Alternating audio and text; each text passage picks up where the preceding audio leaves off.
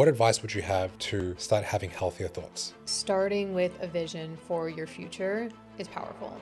What happened when you were younger that made you feel hopeless? Ended up in the Balinese hospital. I had knee surgery there. My surgeon told me, you're probably never going to be able to walk again. Sometimes you have to go through it to see the lesson. But unless you lived a life that was created for you and fully live it, you're never going to learn the lesson. Here we go. Hello. Hello. You're in the health industry like I am. Mm-hmm. We have thousands of women that I feel like would resonate with our message today. Coming in today, like, was there anything on your heart that specifically you wanted to share? Love that question. Wow, we're just going into it. My mission with everything I do is to help women come home to themselves. That's what I always say. Like, I want women to feel more connected to themselves and also more connected to others. And I think even just after talking with you, both of our stories are so powerful to give women the tools and the skills and the mindset, the knowledge that they need in order to do that. So I'm looking forward to using today to just give value. Yeah. And how did you know you wanted to be a leader and not a follower? I think it was a natural thing for me, honestly. Like ever since I was little, I just always knew I wanted to help people in some way. I had this like innate desire within me. I just want to make an impact. I just want to help. And even when I was younger, I always felt like different from my friends, different from everyone else, because my intention was never to do what everyone else was doing. It was to be myself and to do it in a way that felt authentic. And I think that was just what led me to naturally just like taking the lead in a lot of situations. Do you believe that you have to be a good follower to be a good leader? Yes, Yeah. I do. I think you have to be able to take advice and take direction from other people and implement it, work on integrity, work on self trust. And a lot of that does come from trusting other people, taking advice and implementing. Absolutely. Yeah, I struggle with that. I went to school hating, like, I didn't like the subjects, didn't like the teachers. I just liked playing sport with the boys. Typical guy, I guess. But when I left school, I was kind of purposeless, didn't know what to follow, didn't have any dreams to chase. Working at McDonald's, hanging out with guys. I went to a club on the weekends. That was my life for a couple of years. And I found myself a pretty good job. I got paid like $2,000 every 2 weeks. It was pretty decent. I worked for a big company in Australia called Telstra. It's like a telecommunication company. I was working in a call center. And I don't know if you know about call centers, but the shitty vibe. You walk in 7 o'clock in the morning, you get a phone call. Hey, my bill's so high. You guys suck. How many times do I say I'm not with you anymore? Stop charging me. It was like my first call at 7 a.m. I'm thinking, God damn, what happened to my life? How did I get here? But my mom was proud because I worked for a big company. Yeah. So I never listened to my bosses then too. Mm-hmm. We had, the more they micromanaged us in a call center, the more I wanted to rebel. Yeah. So I don't like feeling like shit when someone calls me and that says, you work for Telstra, you're a bad person as well. I didn't like it. So I rebelled. So every time I had someone pick up the phone and diss Telstra, I just hung up on them. So, do you believe you have to be a good follower to be a good leader? Yeah. Okay. I'm getting there. Okay. I'm getting there. I'm like, how did you get to where you in your leadership position? Took me some time. I kept hanging up on people and I knew the person that was micromanaging my calls that were listening to it wasn't really doing a good job because I was hanging up on people for like 3 weeks. I don't want to be dissed. I don't want to be disrespected. If you're going to disrespect me, I'm going to hang up on you. Mm-hmm. I'd pretend, I'd sometimes shut off my computer. Like I just, hey, sorry, boss. His name was MD. MD, the computer's off. I don't know, something's wrong with my computer. I just shut it off. Oops. Oops. I don't want to do my job today, so let's just close the laptop. Yeah. He's like, what's going on? I'm like, I don't know, man. Anyway, it didn't last very long as you would think. I became a personal trainer, fitness coach. Mm-hmm. Heard an ad on the radio. Michelle Bridges. She was like one of the hosts from Biggest Loser. Okay. You guys have The Biggest Loser in Canada? Yeah, it's The Biggest Loser. She had an ad talking about, hey, to be a personal trainer, you got 2 sessions a week, 6 months, only a couple $100. I can do that. And that's where I started my my PT journey, but I was a terrible leader for the longest time. Do you think it was a learned skill for you where you recognized that you had trouble following, so then you decided to learn leadership skills? Or was it like a natural, innate thing that happened once you had the passion for what you were doing? Interesting.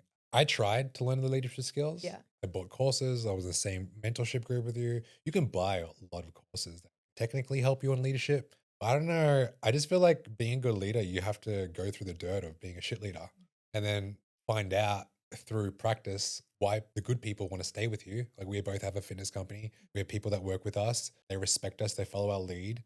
You got to think, why do they do that? Yeah. And then I feel like a good leaders are also really good people.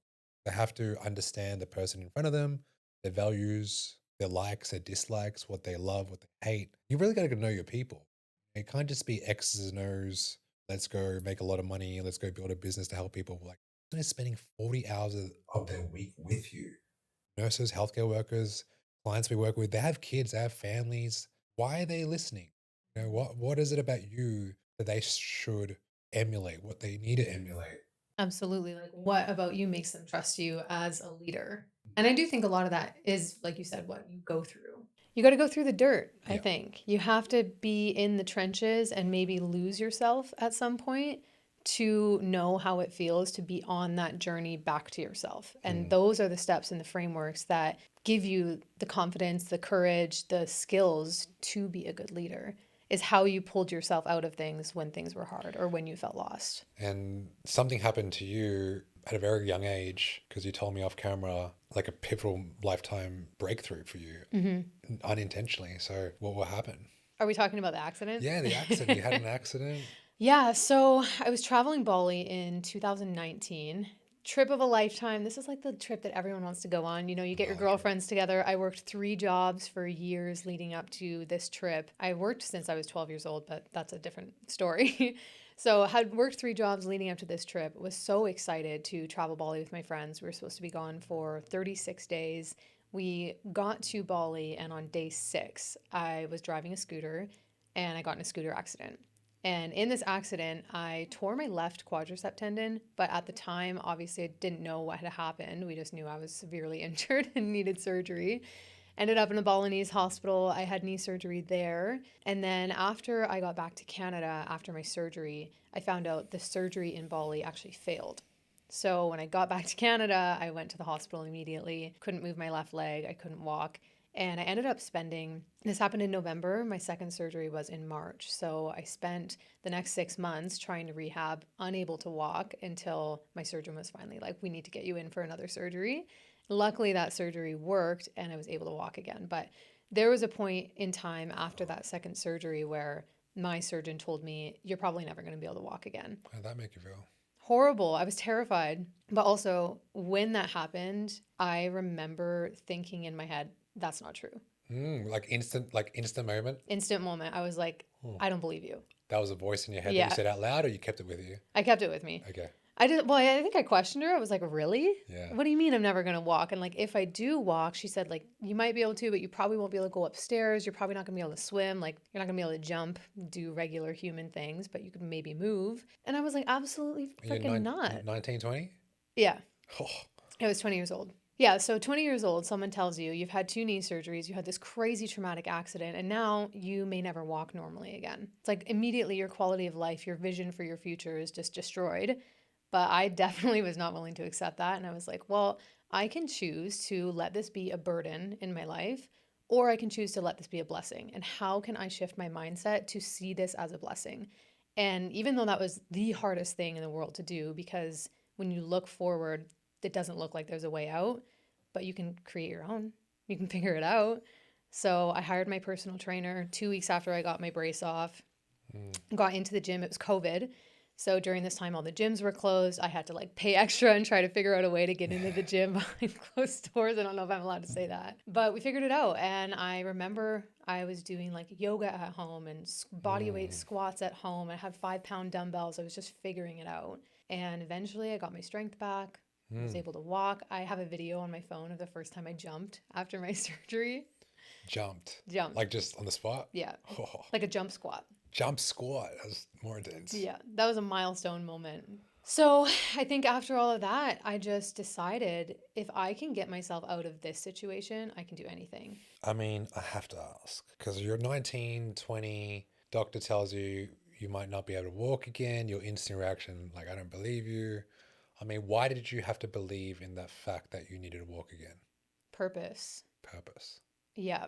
I knew, I don't know if this was a conscious desire, but I knew that if I accepted the reality of I'm not going to be able to walk, I would have no drive. There's no purpose for life. There's no spark. And without a spark, without purpose in your life, you're going to feel lost. Have you felt like that before this accident? Absolutely. Okay, so you saw Yes. a pattern. Okay. Yes. They do say the most successful people in the world are able to recognize patterns. So, Yes. Success leaves clues. yes. Absolutely. Yeah. And this goes back to the other story we talked a little bit about with like mental health previously, my Yes. diagnosis when I was younger, and just actually being purposeless and feeling lost previously in my life.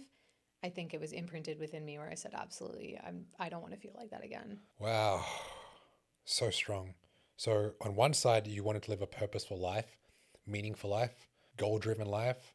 On the other side, if you don't, you're going back to like what happened when you were younger. And for those that don't know, like, and I'm sure we'll tie back into this beautiful story, but what happened when you were younger that made you feel hopeless?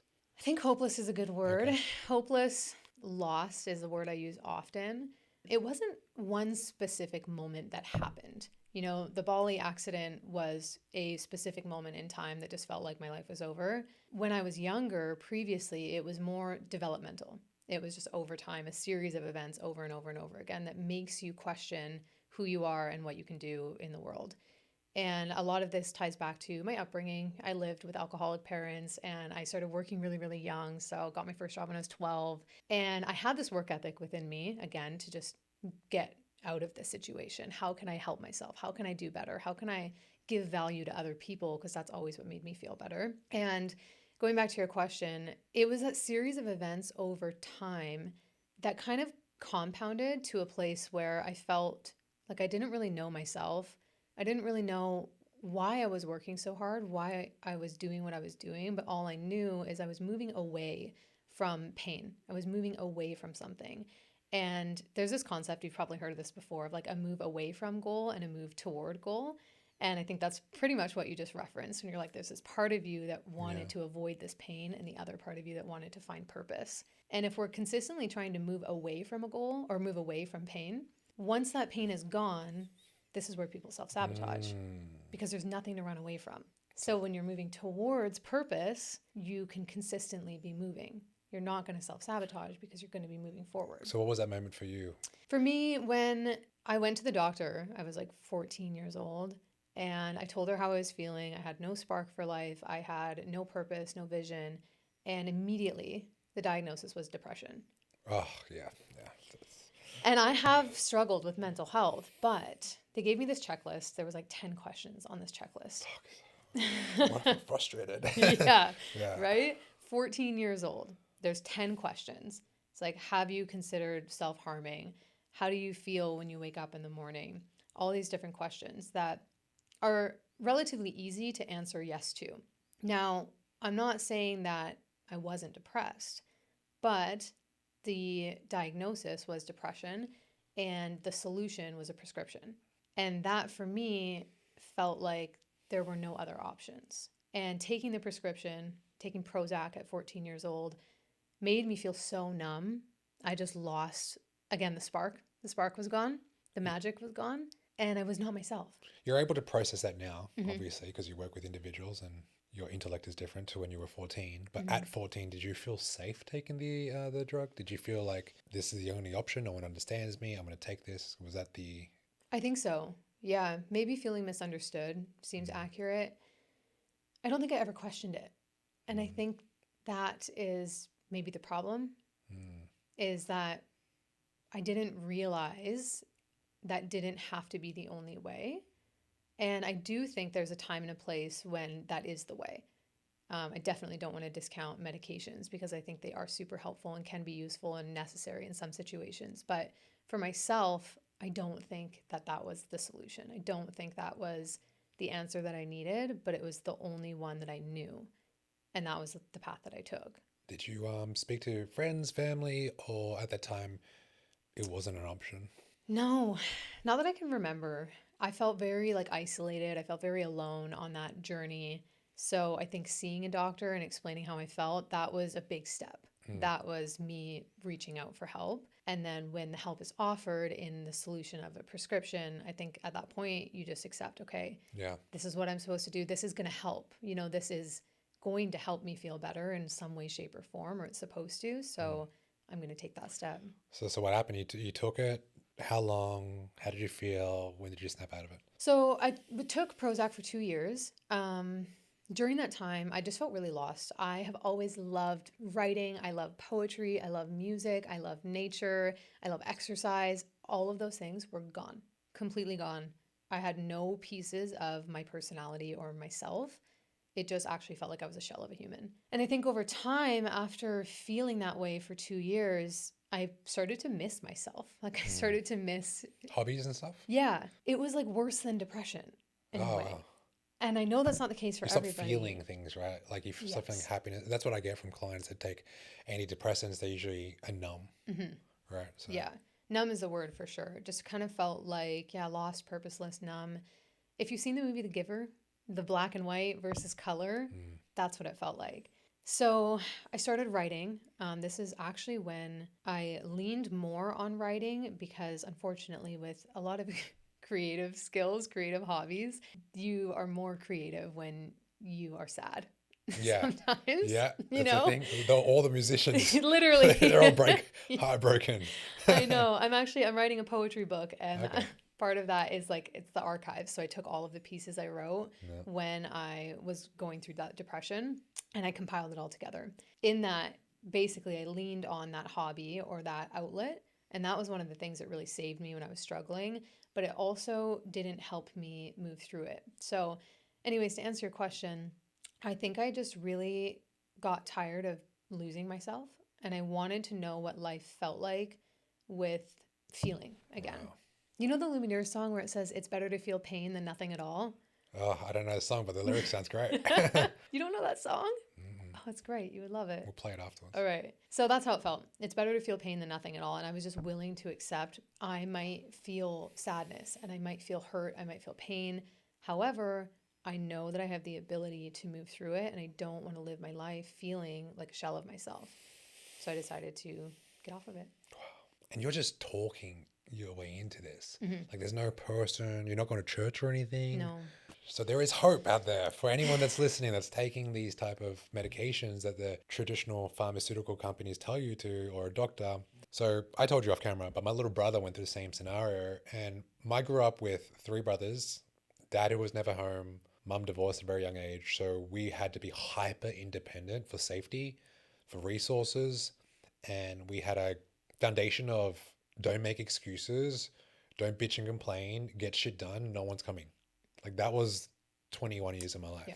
I'm so thankful now, but looking back, I just want to love. I just want to love. Like there's no love there.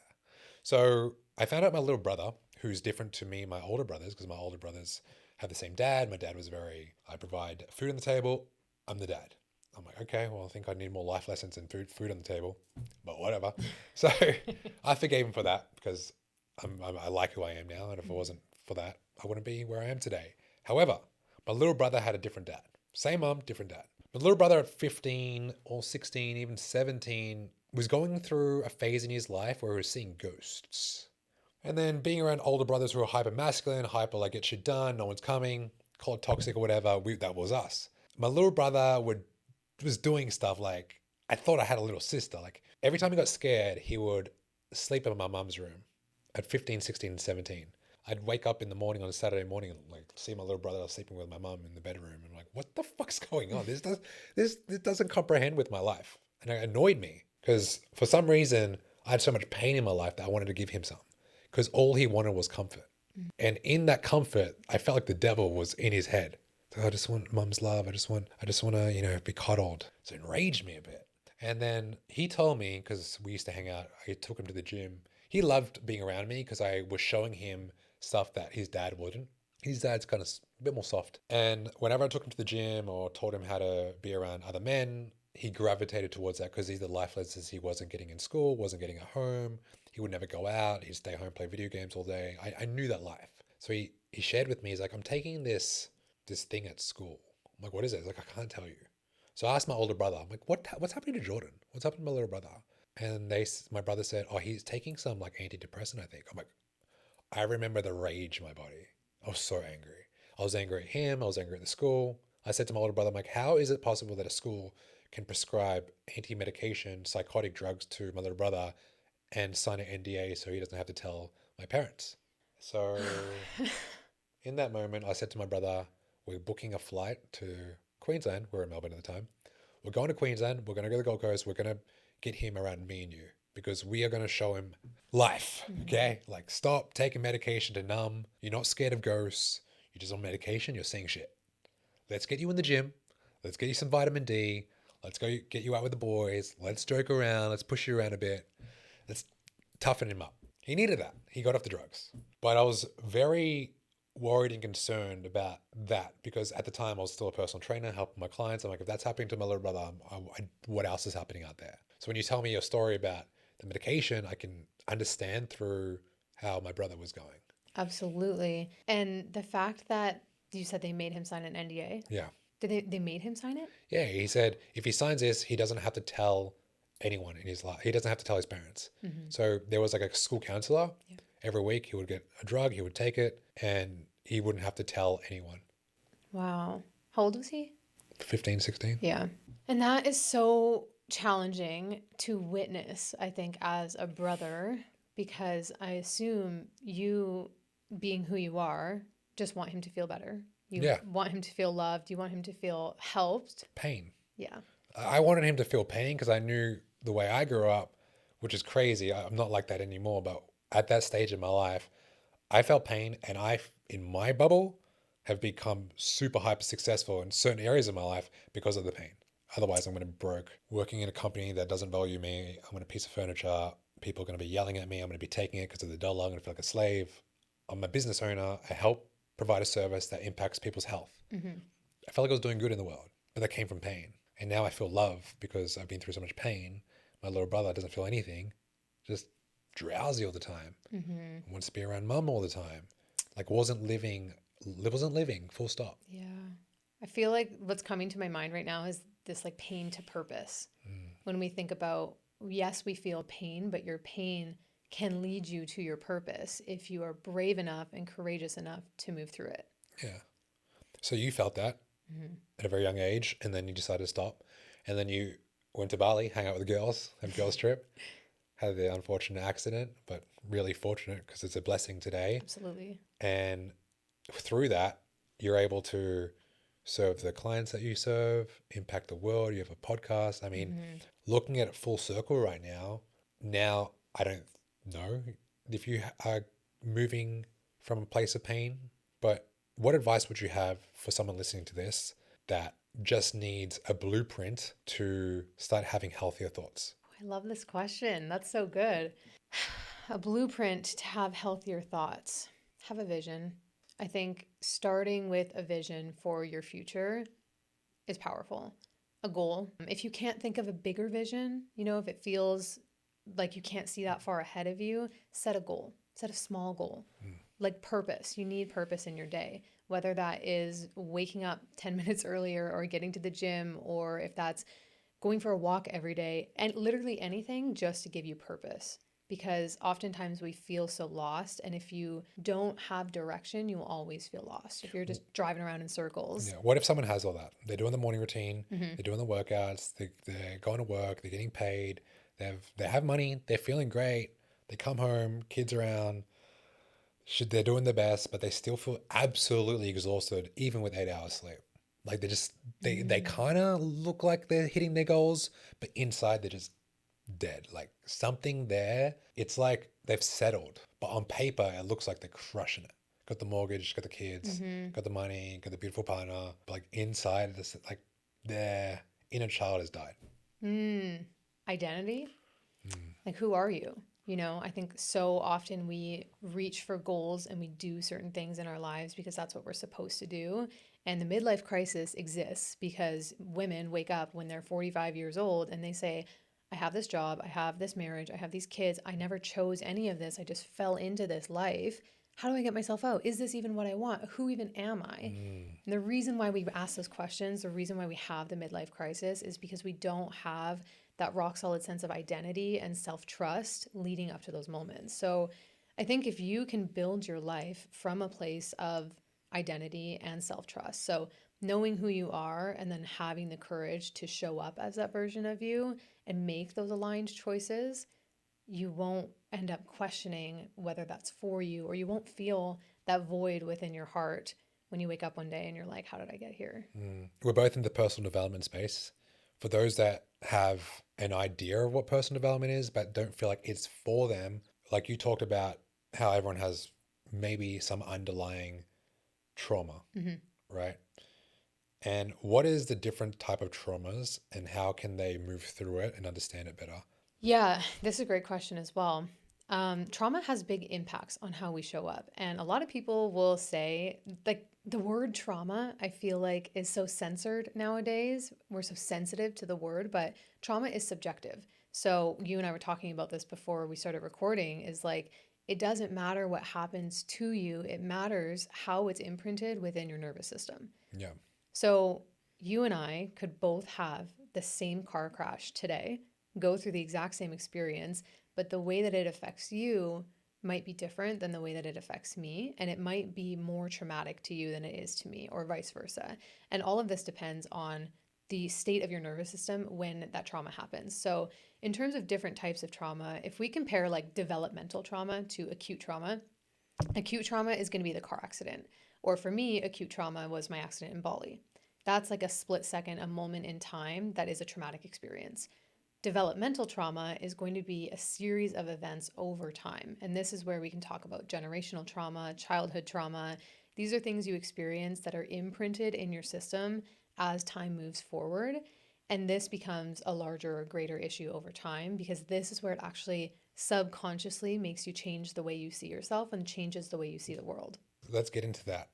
And you said the state of your nervous system at that given time, or your nervous system because of what it's processed in the past? Both. I would say both for sure. At that given time, absolutely. Because if you can maintain a more regulated state as you move through your day to day just consistently, you're going to be less reactive to certain experiences. So if somebody, let's use road rage for an example, someone I who's have really zero road rage. When my friends go absolute apeshit, I'm like, dude, what the? You never see this guy again. Like, Yeah. why do you have to yell? Does it make you feel better? And instantly they feel better. Yeah. Like I see them go crazy at a random person. Didn't even, I promise you that person didn't know you existed. But you went crazy and then 30 seconds later start joking with me. I'm like, this is weird. You know what that is repressed emotion. Okay. When you have road rage, right, this person snaps and they experience and release all of this anger, the rage comes out of them. It's actually a somatic release. So it's releasing stored energy from your body. Once that energy is gone, you're back to your normal self. You're like, wow, I'm laughing again. I'm lighter. My chest doesn't feel tight anymore. And it's because that rage has been stored within you and you haven't given it the ability to actually be seen. So that's a side note on road rage. I'll remember that next time my friends go crazy. I'm like, you got what Brittany said. Yeah, go punch a pillow. Seriously. I love boxing. That's all we do. Yes, exactly. And it's actually, this is a real thing. It's like I love how you say go punch a pillow. I'm not even kidding It you. sounds so healthy. If you are one of my clients, that is some of the homework I give. Punch the pillow. Punch a pillow, go scream in your car, roll the windows Scream in the up, car. play music really, really loud, scream in your car at the top of your lungs. Screaming, huh? My friend and I just took a TV up into the woods and we smashed it with a sledgehammer. No, that sounds cool. It was so much fun. That sounds... But you're releasing stored energy because energy stays in the body and your body holds on to trauma. So if we talk about the topic of trauma again, that is imprinted in your system from all throughout your life. So when you're really young, when you're older, when you have developmental trauma or acute traumas that have compounded over time or just one experience, your body holds on to that energy. And if we don't process that energy in a way that is embodied, in a way that allows us to actually release it, that is going to put you in a state of fight or flight. It's going to put you in this constant survival loop. And if that survival loop is never completed, you're going to start snapping, you're going to feel irritable, you're going to feel anxiety, you might start snapping in traffic, snapping on your friends, snapping on your kids, because there's that emotion within you that hasn't had the ability to be seen yet. And I think for women, we're taught to tone it down. We're taught to not stir the pot, don't be angry, you should be calm all the time. And that's not helpful because you're a human with human emotions. And if you're not able to actually express those human emotions, it's like pushing a balloon underwater. You're trying to hold the balloon underwater and it's shaking and shaking and shaking. You can only hold it there for so long until the balloon explodes and comes up over the surface. So I think the exposure of allowing people to be vulnerable in a safe environment, I feel like is the answer here. Absolutely. Vulnerable in a safe environment, I think that's extremely powerful. Also, the tools to regulate and process are really helpful. So, going back to your question about nervous system regulation, if you can stay in a more consistently regulated state, you'll be less reactive and less impacted by certain events. If you're in a dysregulated state, you are more likely to be triggered by certain things. So, nervous system regulation is literally just about creating safety in your body.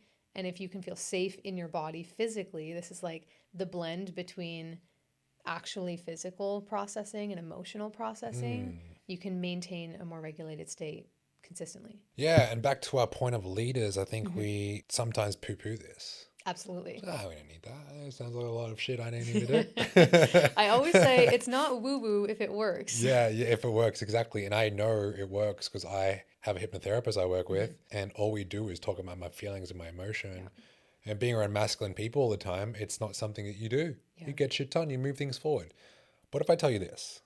What if it feels like you're carrying a huge boulder up to the top of Mount Everest and you're at the top and you feel like to get to the next mountain or the next goal, you have to do that again? Like, would you do that? No. Yeah. So why do I want to carry this massive boulder to the top of the mountain when I can just walk at my own pace with people that I love? And I can stop and I can break and I can hang out. My metaphor is like I climbed Mount Fuji and there was 8 stations to the top. And each station showed me a lesson about where I was at in my life. So I went with my brother, I went with a friend. My older brother, he looked after me growing up, showed me the ropes. But we struggled to get into the top because he's not that fit. He looks fit, like he's fucking shredded. He's got a 6-pack. But you and I know, being fitness coaches, like we know muscle doesn't develop your cardiovascular. It doesn't mean you're actually conditioning fit. It just means you got lots of muscle. So he's like, no, I got this. I'm like, dude, you got to train for this, man. He's like, no, don't tell me what to do. I'm your older brother. He didn't say that, but that's how I felt. So we're climbing up this freaking mountain. We're 2 stations to the top. We're dressed in jeans, runners. We look like we're going to a nightclub. And all these like Sherpas and these Japanese hikers, professional, they have hiking sticks, they got hiking boots, they got gloves, they got goggles. They're looking at us like, fuck it. We're not white people, but they're looking at me like, oh, these white people. So we're climbing and I'm fine. Like I've trained my ass off for this. I've regulated my muscles and cardio and breathing. Me and my friend, we're getting to the top. We could probably get there in the next 8 hours because that's how long it took. But each station, he was struggling. And what I learned a lot about chasing your goals, it's not as easy as 1 + 1 = 2. It's not as easy like, I'm going to find the perfect person in my life. I'm a perfect family with a white picket fence. I'm going to get my health on track. I'm going to lose weight. It's not as simple as like setting a goal. It's the journey on the way there. And I love hiking because you go through so much adversity and those are the most beautiful lessons you can get. It's not even at the top. Dude, we got to the top of the hike and I was like, it's all cloudy. I can't see shit. We're like above sea level. It's 4,000 feet above sea level. Like there's just clouds. I couldn't wait to get back down. I'm over it. My body's down to regulate. I'm done. Like it's always the climb. Yeah. You know, and people can measure the climb in the gym. I've lost weight. I've lost 20 pounds. People can measure how much money they made. I've made $10,000 this month. People could measure all these things, but when it comes to the spiritual healing, you can't measure it. There's no fucking calculator there. Can't even get a blood test for this shit. Yeah. It's frustrating. But what's really beautiful about it is, you know, we have this unspoken word of like, if you know, you know. And when you have a connection with something or someone or a feeling, that is your nervous system telling you to lean in. So, for example, people everyday life have fear. Right? We all felt it. Yeah. Maybe we didn't have fear till we were 6 and then we touched something that was hot and like, oh my God, that's my first experience of fear. We all have it, right? What I've learned from working for the hypnotherapists, mentors, just people that deep thinkers, they lean into the fear and you will never see that they're actually fighting. It's this unspoken courage that makes us all feel real. And that in itself, I would find more beauty in that than chasing any record, any PB in the gym. Mm-hmm. It's this blissful feeling of like, I'm here, I'm present, I'm alive, I'm grateful, I'm all the things we need that we don't slow down to receive. I love that. I love that you mentioned courage. Yeah. Courage is one of my core values for that reason. Yeah, it's definitely not something that was taught in my household. Courage? Yeah. It's like, don't do that, it's stupid. Yeah, that's so true. Actually, especially as like, obviously we're both entrepreneurs, and the same thing for me. You know, when you speak about a big goal that you have or something you're working towards, it's not usually safe. Like the good thing is not usually the safe thing. And choosing the hard things is what gives you the confidence. But so many people don't understand. We don't understand that we need the courage to find the heart or the confidence, you know? And if we don't have courage first, and we're just looking, like, this buzzword is confidence. Everyone just wants to feel more confident. But you need to be courageous to take the steps in order to get there. And that's the key. You spoke about this concept. I listened to your podcast the other week about being super disciplined and following X's and O's, and how you had a different take on it. Because in the world of leadership and in the world of getting shit done and being a good person, like living a life of values, there's always this friction between following through on your word, keeping promises to yourself, getting all the tasks done on time, being a perfectionist almost, and the other sense of, does it feel good in your body? Talk to us about that. Love this. Self-trust is a tricky thing because self-trust on paper, we assume that self-trust means checking the boxes, doing what you say you're going to do, following through, being super disciplined. And yes, this is true, but self-trust also means exactly like what you said, listening to your body. How does it feel in your body? So many women avoid certain signals from their body on a day-to-day basis consistently without even recognizing it. And this could be something as simple as, like, when you have to pee, do you tell yourself, no, I'll do it in 5 minutes, I'll do it later? When you are hungry and are you laughing because it's true? I think I just had that moment before. Right? And that's self-trust, because if you're consistently getting signals from your body and then you're ignoring them, you're breaking trust with yourself. And that's a very small scale example. Another one is food. If you're hungry and you don't eat, or you know you should take your lunch break and you don't take your lunch break and you wait 2 hours and then you're starving, you're breaking trust with your body. You're breaking trust with yourself. And again, that's a small scale example, but if that becomes a habit, that bleeds into these larger examples where you enter into relationships that don't serve you. You end up in a job that you don't like because you hear that inner nudge within your body, within your inner wisdom, and you ignore it, and you teach yourself that you can't trust the voice that's coming up for you. You can't trust your intuition. And if you can't trust your intuition, you're going to outsource your decision making to every person around you. You're going to say, what do you think I should do? What should I wear to this event? So true. Literally. And then you lose your identity. Fuck, I had the biggest month in my business not last year in November, because I made a promise to a community of people that I was going to hit this number in my business, right? I hit the number. I felt fucking exhausted. Like 1 week later, after the big month, my whole nervous system shut down. I was so gung-ho and obsessive with pleasing the crowd that I just didn't train the whole month. My body was like a hot mess. Lucky I was in Dubai. Like you can send an IV treatment to your door within like an hour. So I had someone like put a needle in me to get some like fluids in my body, because I was just wrecked, and I almost fainted. Like I was so weak because all the adrenaline was gone. Yeah. And we had our second biggest month in business a few months ago. It was seamless. No, like pleasing the crowd.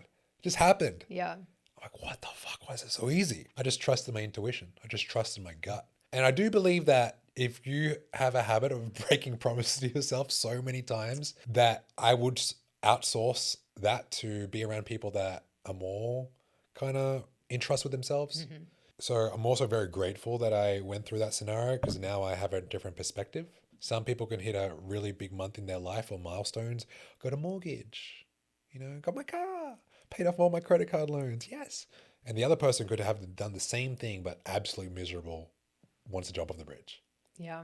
And back to your point of what we feel in our nervous system, we should listen to that more.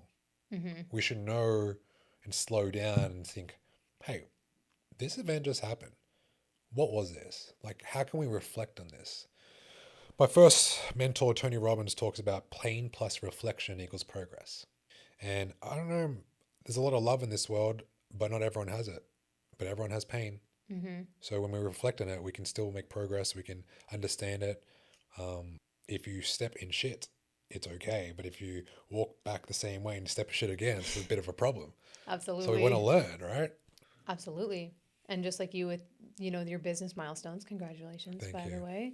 You do it once and you realize that the way that I did that didn't feel very good. Well, So you learned. You said, what didn't feel good about that situation? What do I need to change about that situation so next time I do this, it feels better? like in November last year, it was about let's sign up all these clients. This time around, let's impact the fucking world and tell everyone how amazing our program is. Yeah. That's a fucking different energy. Yes. There's one empowering energy that I rallied the troops of my company and we're going to play this video game and we're going to have lots of fun. We're going to meet lots of cool people. We're going to save lives, change lives. Most importantly, empower women that are not broken. Mm-hmm. Whereas before, I'm like, let's go find everyone that's a mess and like tell them they need to do better in life. Totally different Yes. energy. And this one was exhausting. It's like we're fixing broken people. And this one was like empowering people to slow down so they can speed up. Yeah, It's a different contrast. it is. And that doesn't only apply to business and also how you bring in clients, but if we think about the clients themselves, and us ourselves, if we are consistently focused on how can I get out of this place, like you said, fixing broken people, right? If we view ourselves that way, like I'm broken and I need to be fixed, that progress, whatever progress you experience there, is not going to feel good for you. That is not going to be sustainable. You're going to end up in a position where, again, you're just moving away from pain, but you're not actually healing and you're not actually achieving that with a purpose. Whereas if you can approach this from, I love myself so much that I deserve better. I love myself so much that I want to heal. I want to take care of my health. I want to take care of my body. I want to heal generational trauma because I care about myself and the people around me so much that I owe it to myself to do these things. That is the biggest difference in how you can actually create trust within yourself from an embodied place, a place that feels good. Yes. And for people that are listening, I mean, that are still thinking like this sounds too easy or it's like trust myself. Every time I trust myself, I feel like it hasn't worked. They just beat them up so much that they're just like. Have you ever felt like quitting before? Like, have you ever had a goal or something you want to achieve and you're just like, is this even worth it? Yes. Like, I'm just thinking, sometimes I have all these projects in my mind or things I want to do, and along the way, I'm like, is this worth it? Mm-hmm. I think the worth it is not even in the lesson or even in the outcome. It doesn't feel good in the moment, but I feel like I can learn something through this new feeling. It's like I feel lost. For example, right? If I am in Mexico and there's beautiful people around me, oh my God, I'm like, how amazing is this feeling right now? Because I was at a wedding a few years ago and all these women and all the family were just so much love and positivity. I'm like, I want to learn Spanish. Like, I felt frustration because they were compensating me in a way like they knew me my whole life. Yeah. And I'm like, in that moment, like, I want to learn Spanish. This is frustrating. So in the frustration, that frustration, I would argue, can lead you to all your achievements. Mm-hmm. It's never going to be easy. Yeah. I think anything worth having is not easy, Yeah. ever. If you want something in your life, whether that's an experience, a feeling, a skill, an outcome, that's going to require you to become a version of you that you've never been before. And that is transformation, that's change. A lot of people feel uncomfortable with change, but if you can get comfortable being uncomfortable and recognize, like, no, the steps that you're taking are not going to be easy, but it's going to help you get somewhere that feels better than where you are. And God has a bigger plan for all of us. Absolutely. Like whoever's watching or whoever's feeling this, or whoever's seeing this, we might think we know everything. And in that point, I catch myself in a lot of problems when I start getting to a point like I know so much, I know everything. Yeah. And then I'm like, always humble myself. I don't know shit. It's Mm-hmm. something I always keep in the back of my head. Like, I don't know anything. That's what makes me curious. Yes. When my mum got sick back in 2017 and she had lupus, I felt like I was the only person on this planet that could save her. My brothers didn't go to the gym. No one in my family knew what they were doing. My auntie passed away from lupus. My uncle passed away from lupus. It runs in the family. I already lost my dad through trauma. I mean, through like a head thing. Like she had like brain cancer. And now I got my mom who's about to lose her life. And I just thought in that moment, I'm like, I got this. I ain't got shit, dude. Like 6 months taking her to the hospital, back and forth, them treating my mum like a number. Like my mum has broken English. So when she talks about the pain she's going through, I would like sit here, mum's here, doctor's there. Doctor looks at my mum. She's pissed off, frustrated. He's like, yeah, there's going to be 20 minutes. Just anger. And then he's like, so can you tell me your name? I'm like, dude, she was here last week. What the fuck is your problem? Wow. And then she's like, I'm frustrated. What medication should I take? In the most broken English ever. And then he's like, you have to take this one and this one and this one. She's like, why do I have to take so much? She's like, because this is for this, but this is for this, this is for this, this is for this. She's like, I'm so over it. This one makes me feel like this. He's like, you have to do it. This is protocol. But there was no empathy. Like, where did you lose the art of human compassion and empathy? Sure, she needs to take the medication, bro. But can you not like connect with her at least? Yeah. I'm about to lose my fucking mom. Give her something other than X's and O's. Give her something to fight for. Like, you don't have hope in your life. Mm-hmm. Anyway, so I did that for 6 months and I was kind of livid at the situation. But then I got to a point where I'm like looking in the mirror. I'm like, dude, you look shit. Like I look in the mirror, I'm like, you haven't trained. You got a belly. You opened up a gym. You don't care about your clients. You're exhausted all the time. You're barely sleeping. You're a mess, dude. Are you okay? I just asked myself, I'm like, I'm not okay. And I just remember not letting go of my mom, but having faith that she's got this. Mm-hmm. She's badass. My mom is badass. She doesn't need me every morning checking up on her. Doesn't need me to tell her to do 8,000 steps. She doesn't need me to remind her to take her medication. Mm-hmm. She's not a fucking vegetable. Mm-hmm. So I remember this one day, I was at the park and I saw her walking. I'm like, Mom, slow down. She looked at me and she started walking faster. I'm like, what the fuck's going on here? So I started running. I'm like, Mom. She's like, what do you want? I'm like, you haven't spoken to me like that in forever. This is the good, by the way. My mom speaks to me like this. Yes. She's like, what do you want? I'm like, what's going on? She's like, I'm trying to get my steps. Like, what are you doing? You need food? I'm like, no, I don't need food. I'm just wondering what you're up to. She's like, well, I've been doing 8,000 steps a day, every day for the last 3 months, lost 8 kilograms, and I'm trying to get to 10,000. So yeah, I'm like, oh, I went home that day. I thought, dude, I don't know shit. Like, I don't know shit. I don't know people.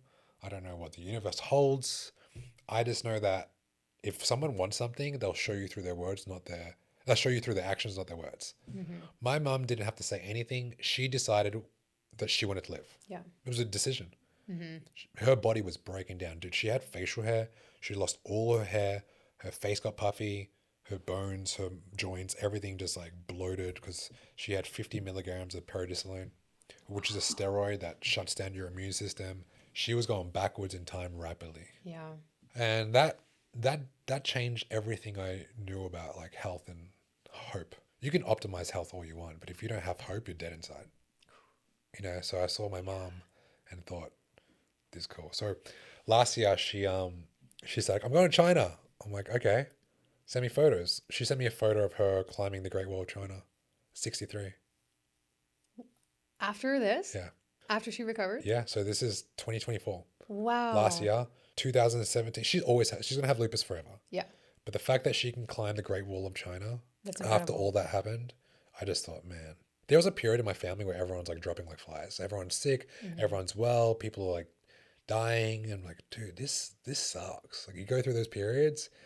And now whenever I call my mom, like everyone's happy, everyone's healthy, like everyone's good. I'm like, Wow. yeah. I love that you said it's a decision. I do believe that everything is a choice. And we can't control everything, but we can always control how we respond to things.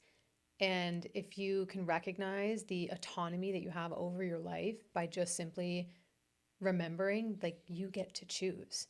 No matter what, you get to choose how you want to respond to things, how you want them to affect you, what you want to do after that, how you let people treat you. Like, everything is a decision. And I think that's when you take your power back. Decisions, not conditions. My first mentor told me everyone has conditions.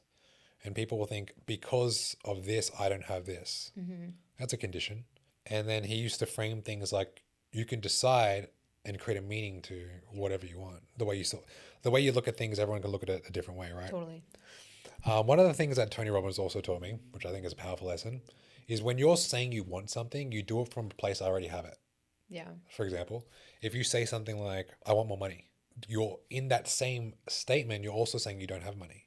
So we did this whole 5-day, 12-hour seminar on reframing how you command things in your life, statements. So now we'll say, I want more money than I already have. Mm-hmm. Or like, I want more love. I want more love than I already have. Or I want to meet people in my life that have such great positive energy that gives me energy as well, more than I already have now. So whenever you keep framing things in a way that you already have it, you just get more of it. Yeah. Whereas a lot of people like just go through like what they don't have. Absolutely. And you try to affirmation yourself into believing something. There's a lot of toxic affirmation out there. I'm not gonna lie. Oh man, the affirmation situation is rough. It makes us look. Yeah, it's a battle that we have to fight, I guess. Who started this? What witchery is this? Well, the reason why affirmations don't work is because if you're telling yourself, like, I am rich, I am successful, I am fit, but you don't actually believe those things about yourself, it's like nailing Jello to a tree. Like, you're actually just not, it's not going to register in your brain because your body doesn't believe it. But if you can tell yourself, like you said, reframing the way that you say those things, if you can say, I am working on becoming a better version of myself every single day, that feels true. Yeah. That feels way more true in my body than saying I'm successful. Yeah. It's like, I'm just working on becoming a better version of myself. Yeah, I did this for like 6 months in COVID, this whole I am stuff. Yeah. Every day I wrote it down. Like, you know, in The Simpsons where Bart Simpson's writing lines? Yeah.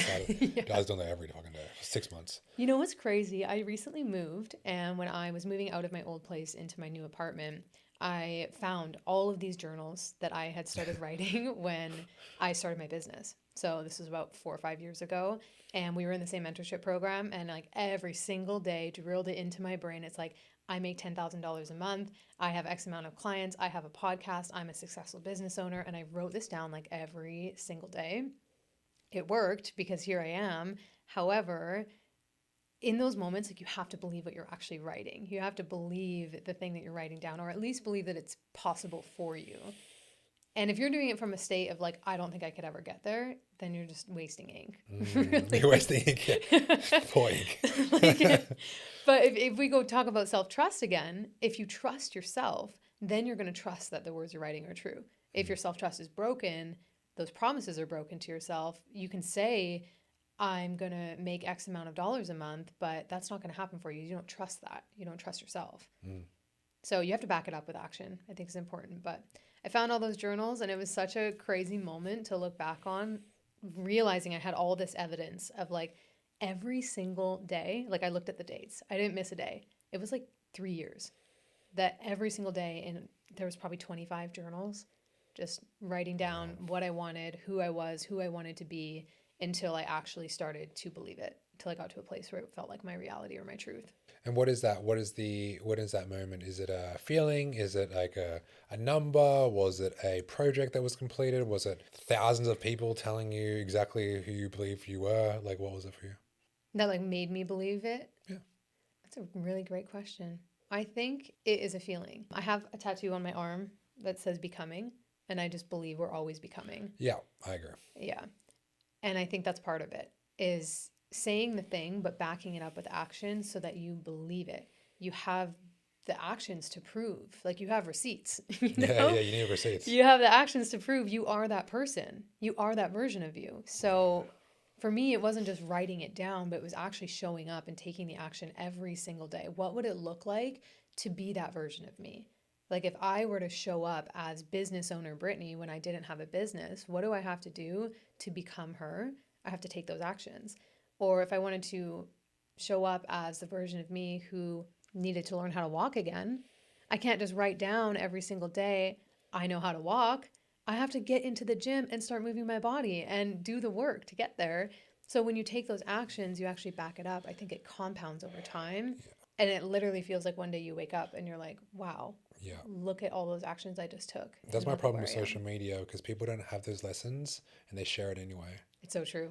Like people are living other people's lives and like, oh, this is the lessons someone else lived, but I'm going to share it in my way because I got a whole bunch of followers. And someone like yourself that actually couldn't walk can, like, who's telling you the story? Who's telling you the information? Like, who is the person where's the source?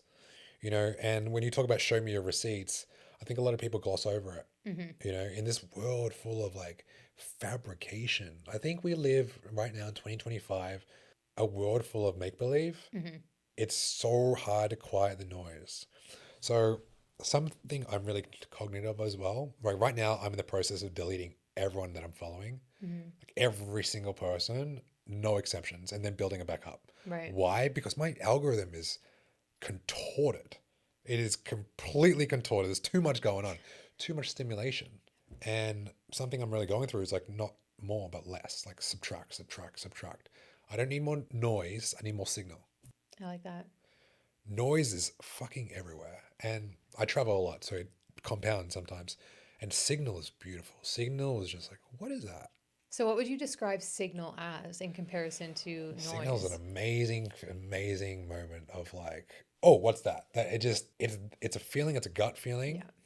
And there's an instant connection and there's an instant curiosity. It's not an outcome. It's like, I want to watch how the food is being prepared. I want to see what seasoning it is. I want to see how it's cooked. I want to see what it looks like during the process of cooking, not just like, let me eat. I want to see the development and the curiosity of said feeling.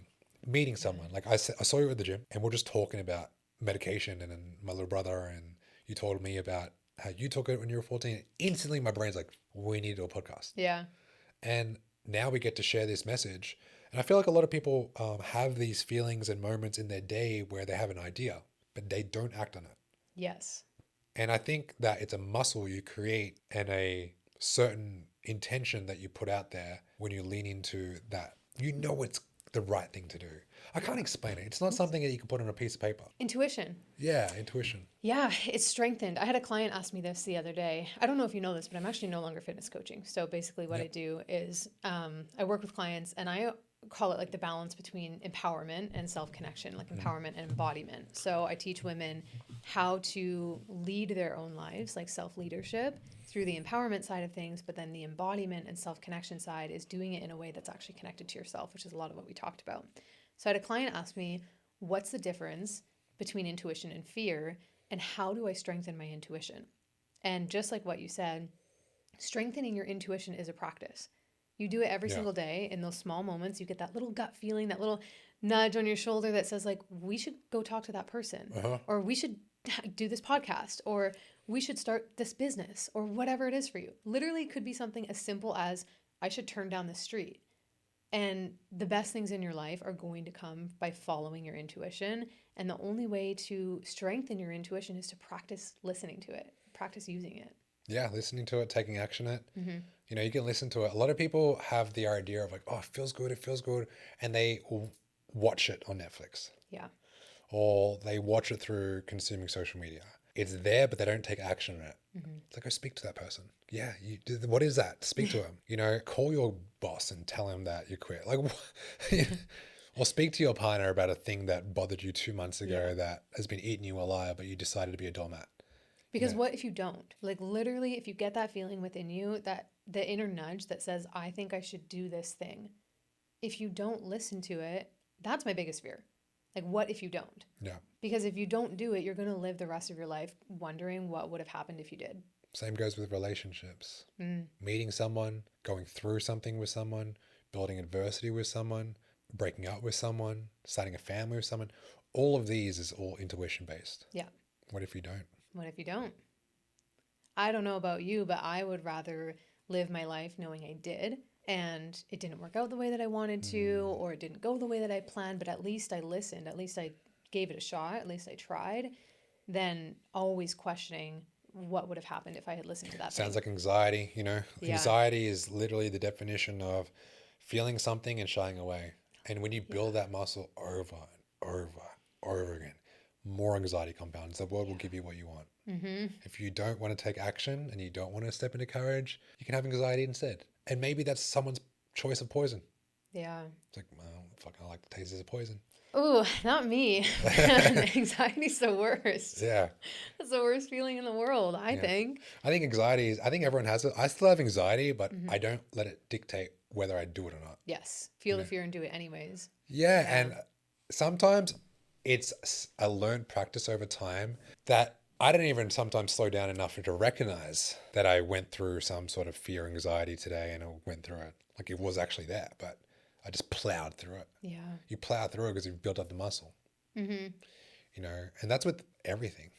Feel it and do it anyway. Yeah. I have this analogy that I always use when I talk about fear. And it's like pretend you're driving a car, you're in the driver's seat, and fear's in the passenger seat. And the fear is going to tell you, don't go down that road, slow down, we should speed up, don't go this way, you should go that way instead. It's just yapping at you consistently. Most people will hear fear and get annoyed and frustrated and allow fear to determine their decisions. So they're going to listen to the fear. And like literally imagine this as like an annoying person in your car. It tells you to turn left, you turn left. Even though within you, you know you want to turn right. What we need to do is we need to learn how to drive the car with fear, like in the back seat or in the trunk, not in the driver's seat. Exactly. Don't Yeah, yeah, let yeah. I fear like that one. drive. Yeah. Like it can chill with you. It can be in the back seat. It can yap at you. It can yell at you over your shoulder. Just like listen to it and say, "Hey, I see you. I hear you." But I'm not going to let you drive the car. I'm driving, not you. Yeah. Something I struggled with was people pleasing. When I got into a service-based industry, I loved the feeling of helping people. It was like a magnet. It's like, I've helped you and you feel good, and now I feel good. I want more of it. But there's a fine line until it's pouring from an empty cup. And I went through that for like the first 8 years of my personal training journey. I wanted people to lose weight more than they wanted to lose weight. This is a fucking problem. So maybe it was maybe too nice. Maybe it was people pleasing in a way I wanted to feel validated for their results. Mm-hmm. That's what it was. And now I'm not like that anymore. I can see my clients doing it. I can see my friends doing it. I can see people pleasing because I used to have those tendencies as well. People pleasing on paper doesn't sound that bad. But if you put anything in its extreme, it becomes quite a problem. Mm-hmm. You help too many people, you come home, you're exhausted. Over time, you start aging pretty quickly. It's like gray hair, fucking skin starts getting rashy, nails look a bit funny, symptoms in your body, gut health starts deteriorating. I mean, when it comes to people pleasing for you, what do you see? Because it's not a diagnosed term that you can go to a doctor and like you have people pleasing tendencies, go take this drug. Yeah. Like, but what can you see as tendencies when it comes to people pleasing? This is a really great question. People pleasing shows up in a million different ways, really. The biggest one is this innate desire to help people. And so often we don't recognize that as people pleasing. We just think, I care so much about people, I want to help. I'm an empathetic person. This person is struggling. I know I can help them, so I feel like I should help them. It's like an obligation. And one of the biggest differentiators is like, are you doing this because you genuinely want to help this person?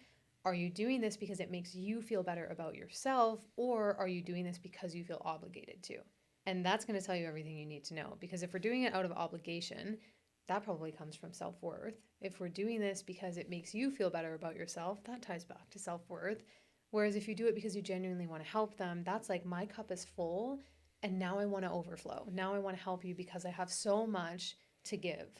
But if you're pouring from an empty cup and you're pouring so much into everybody else and like you're completely empty, that's going to start showing up in your world where you have no energy and you're not able to be intentional, you're not able to be present. And that's more damaging to anybody else than overextending yourself and trying to do a favor. What's the cost of not being present? Wow. Everything? I don't know. You miss out on life. When you're not present, do you really experience anything? Do you have deep connections? Do you get to actually know what life feels like, or are you just kind of on autopilot coasting through it, you know? I don't know how you would package that up into the cost except for saying everything. Like, I literally think when you're not present, you miss out on life. What if people's presence, like they just hate where they are? Are they really present? Because in the moment, if someone's listening to this and they're driving or they're at home, they're with their kids, maybe they're on the way to the gym, or maybe they're in bed, or maybe they're listening to this because they came across our social media platforms for the first time and they just think present, easy for you to say, I got fucking debt. I have troubles.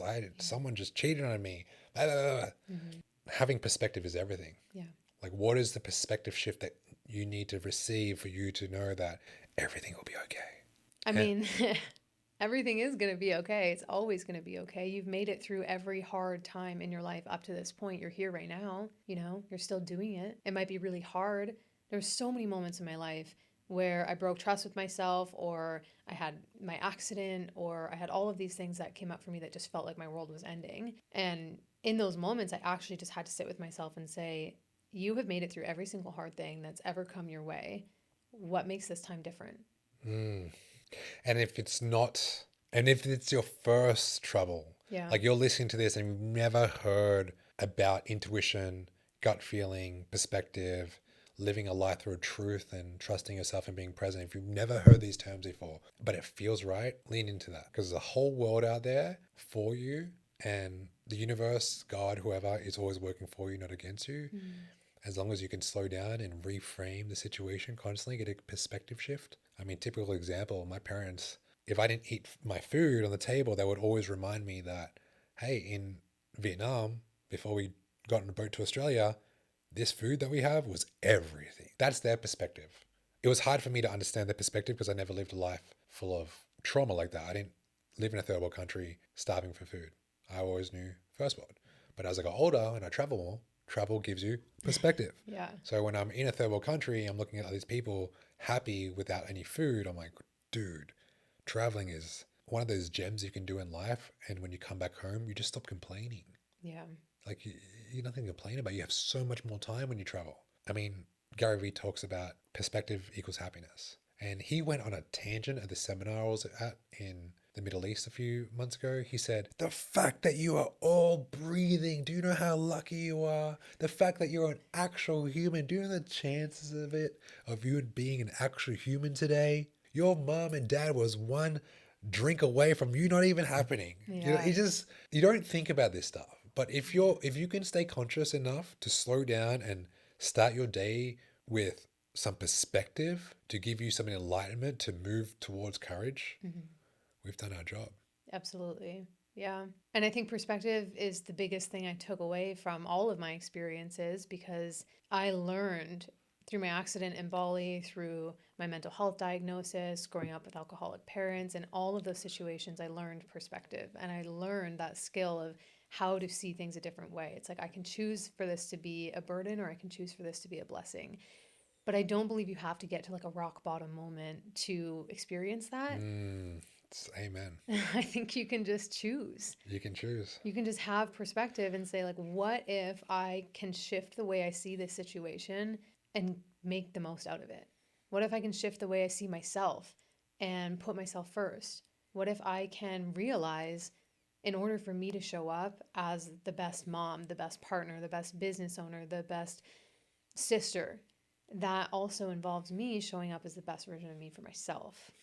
Hey man, the book I'm reading right now, I've read it 3 times, but this one hits me harder because when you read a book, you can read it in different phases of your life, and based on where you're at, you get a different perspective. So I'm reading The Alchemist, Good book. and The Alchemist is exactly where I feel everyone can relate to. Yeah. You wake up, I need to set this goal, I need to achieve it because then life would be good. So I'll do my poor version of like explain the book, but basically it talks about this kid called Santiago, and he has this vision of finding treasure. Okay, we all can relate to this. We want treasure. If we get the treasure, life is the best. Like I want to follow my childhood dreams of getting the treasure. So he goes through a journey of suffering. He finds this woman he fell in love with. The woman's like, go find your treasure because you're going to regret not finding it if you just settle with me now. And then he sold all his sheep that he loved. He was a shepherd. He had all these sheep, and he sold the sheep just to get gold to travel to the pyramids, to have enough money to go to the pyramids and find treasure. Dude, he gets to the treasure, and there was like people there like, what are you doing here? There's no treasure here. Give me all your money. And they start beating him up. All right, this is my poor rendition of The Alchemist right now. So, and then Santiago's like, there's no treasure. And in that moment, he sacrificed everything for this treasure. Everything. There were so many different pivots. He went along on this journey, met a whole bunch of people just to find this treasure. And at the end of it, the irony was there was no treasure. And the person, one of the bad people, was like, I heard this story that in Spain, where Santiago's from, that there was treasure in Spain. That was like one of my dreams. So Santiago goes home and finds all this treasure. So the treasure was always at home, And this actual story was based on like a Jesus, like a prophecy, or what Jesus said. He had two sons. One of the sons was lost, but he had an inheritance. He had two sons, two inheritance. One had the inheritance and stayed home with Jesus, and the other son went off and just used his money for like prostitutes, women, just living a life full of lust and hedonism. So the kid comes back after his long years of hedonism and is like, and the Jesus is like, come here, I've got you, everything's going to be okay. And the son that was with him the whole time was like, hold on, why are you giving him so much love and all these gifts? I stayed here with you the whole time. This guy was hanging out with a whole bunch of prostitutes. What's going on? So my interpretation was, we all dance with the devil. Mm-hmm. We all are imperfect. We're all human, and that's okay. Sometimes you have to go through it to see the lesson. So we can spit a podcast to you all you want. You can go down the personal development journey, but unless you live the life that was created for you and fully live it, you're never going to learn the lesson. Yeah, Yeah.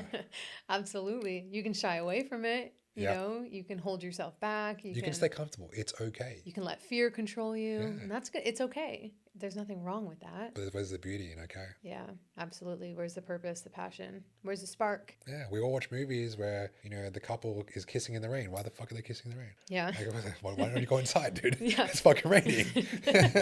But that's the spark. That's what everyone wants, you know? Exactly. There's true love and joy through adversity of life. And adversity is different colors, different spices, different flavors. Mm-hmm. Yeah, I agree with that. And I think, you know, talking about a few things that came up today, we talked about like courage, having the courage to do the hard things. We talked about perspective. We talked about curiosity. All of those things, even integrity, building self-trust, all of those things are going to be the recipe to create joy in your life. And if you can embody those things, be courageous, you know, take the leap. Don't let fear take over. If you can be curious, be willing to learn and ask questions, be a beginner. If you can trust yourself to make decisions and listen to your inner wisdom, you're going to experience more joy. Yeah. It's like literally when you asked me at the beginning of this podcast, what's the framework? That's the framework. There we go. Oh, Brittany, thank you for doing this. Where can people find you? My Instagram is at Brittany Roth, but spelled with 3 T's because someone stole my real name. Damn, that is not a Brittany. I know. Brittany Roth on Instagram, and then same thing everywhere else. Cool. Well, Brittany, thank you. And yeah, this is probably not the last time, so it has been a joy. It has been a pleasure being here. Thanks for having me.